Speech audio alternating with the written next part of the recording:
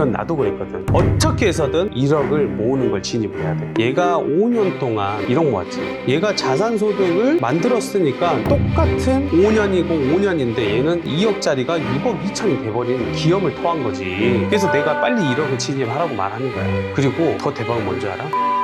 아니었어.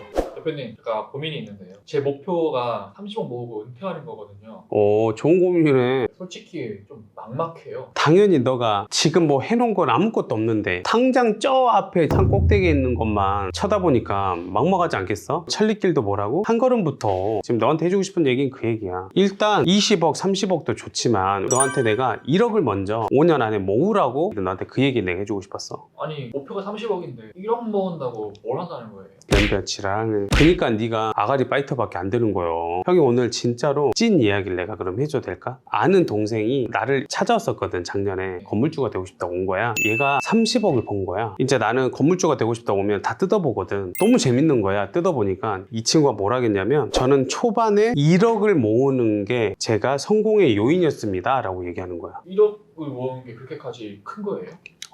엄청 중요한 얘기야. 이건 나도 그랬거든. 어떻게 해서든 1억을 모으는 걸 진입을 해야 돼. 그 전에 인생을 바뀌는 또 하나 방법이 있어. 오늘 노하우 2개 푸시는 거예요? 그것은 이건 더 쉬워. 빨리 구독을 누르면 돼. 징하시네요.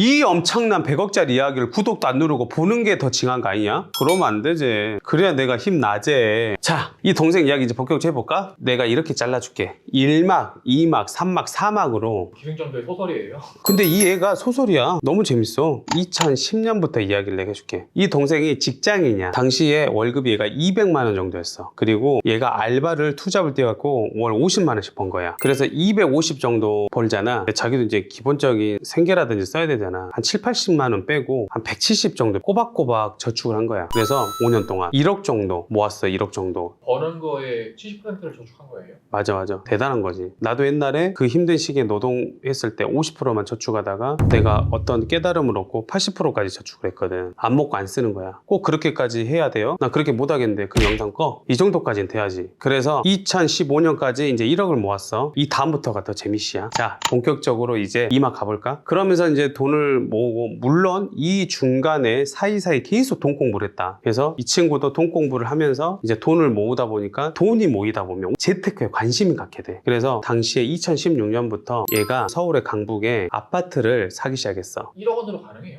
당연히 가능하지. 그 당시에는 갭 투자가 유행했으니까. 3억짜리 아파트니까 2억에 전세 끼고 1억 자기 돈 투입한 거야. 근데 그 당시에 아파트가, 서울 아파트가 3억밖에 안 됐어요?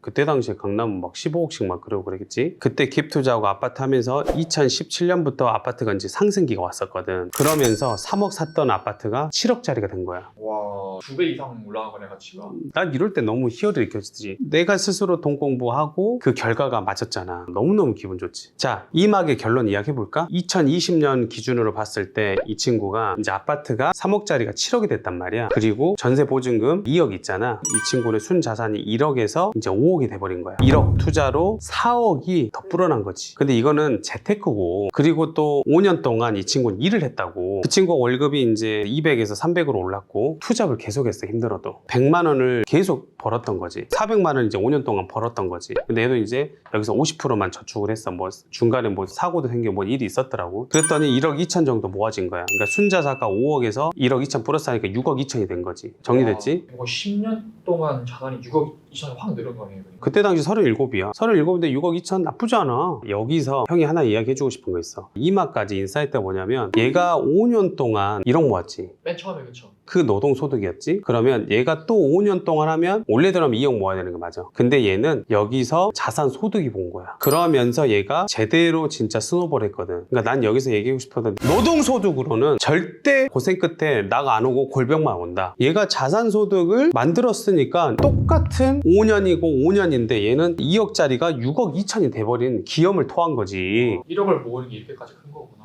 맞아. 그 종잣돈 토대, 이 토대를 만들어 준 거야. 그래서 내가 빨리 1억을 진입하라고 말하는 거야. 더 대박은 산막의 이씨야. 2021년부터 2024년까지 이제 활약상이야. 이 사람이 이제 아파트에서 재미를 받고 또 돈 공부를 이번엔 주식으로 번졌어. 이제 주식을 제대로 공부해서 돈을 벌어야겠다는 마음을 먹은 거야. 그 마음을 먹은 게 이제 어떻게 먹었냐. 이 사람이 결국은 아파트가 7억이 올랐잖아. 그걸로 담보대출을 받았어. 1억 5천 받았어. 그리고 아까 이 사람이 내가 1억 2천 모았다겠지. 1억 5천 더하기 1억 2천이니까 2억 7천 정도를 가지고 당시에 4차 산업혁명 주식이라든지 ETF라든지 S&P 500 같은 거 있지. 중위험 중수익 정도 투자를 한 거야. 와 근데 대단한 게 빚내서 투자하는 거 좀 위험하다 하잖아요. 근데 나는 투자는 리스크 없는 투자는 없다고 생각해. 내가 원금을 잃을 걸 너무 고통스럽고 힘들면 이제 채권이라든지 리스크 적은 거를 해야겠지만 투자라는 거는 리스크가 수반이 되는 건 어쩔 수 없어. 결국 이 친구도 내가 손실은 볼 수 있겠다고 마음을 먹은 거야. 그리고 이제 투자를 한 거지. 그리고 이 동생이 또 근로소득이 있었을 거 아니야. 네. 그것도 주식으로 계속 이제 넣었던 거지. 아 적금 안 하고 주식을 투자하는 거예요. 결국 그랬더니 4년 동안 여기서 7억이 모인 거야. 우와 2억 7천이 7억이 된 거예요.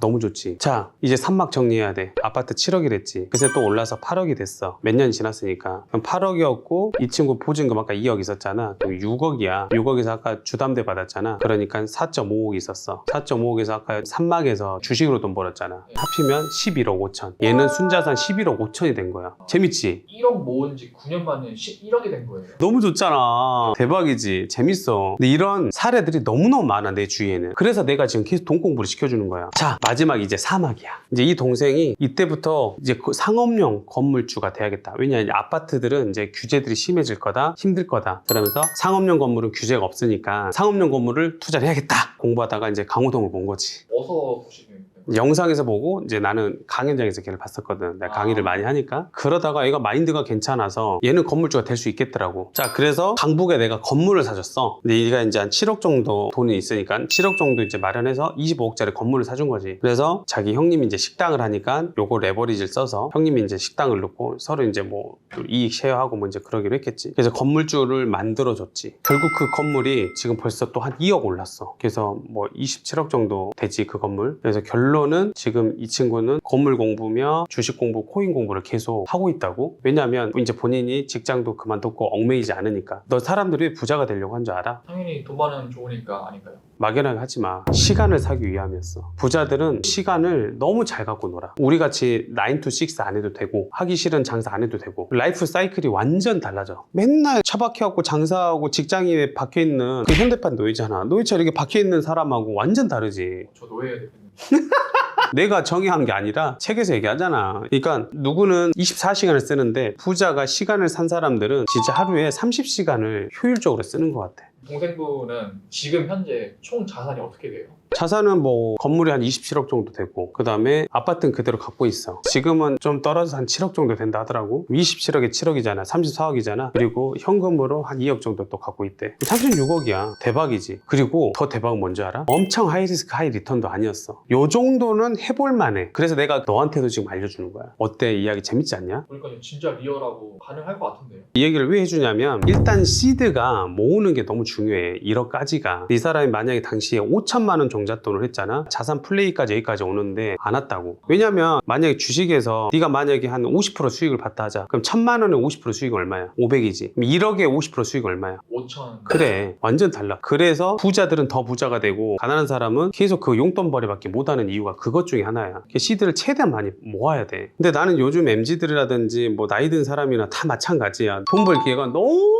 너무 좋은 기회라 난 생각해. 왜냐하면 내가 돈 모았을 때 최저시급이 1,300원이었어. 1,500원. 근데 지금 어마어마 10배잖아 거의. 내가 그렇게 고통스럽게 힘들게 안 하려고 하는 게 문제지. 그러니까 내가 그래서 마음을 먹으라는 게 제일 힘든 거라 했잖아. 마음을 안 먹어야 언젠가 깨달음을 얻고 빨리 마음을 먹었으면 좋겠다. 계기를 확 잡았으면 좋겠어. 나도 건물주가 된 계기가 건물주가 졸라 나한테 갑질하고 성질나고 내가 그 계기를 만들었잖아. 그래서 궁극적으로 내가 이 얘기를 하는 건 결국 1억이라고 내가 꼭 픽스를 하잖아. 그것은 마치 마치 자산 시장에 들어가는 내가 자산 소득으로 만들 수 있는 아주 비싼 티켓인 것 같아. 결국 노동소득, 사업소득으로 절대 부자가 될 수 없는 걸 내가 알아서 지금 이 얘기를 해주는 거야. 모든 부자 경제 차이 누린 사람은 거의 다 1% 빼고는 거의 다 자산소득을 그걸 눈 감고 그걸 외면해서 돈 번다? 거짓말이야. 네 주위에 찾아봐. 장사로 해갖고 직장인하고 부자 된 사람 몇 명이나 있냐고. 없잖아.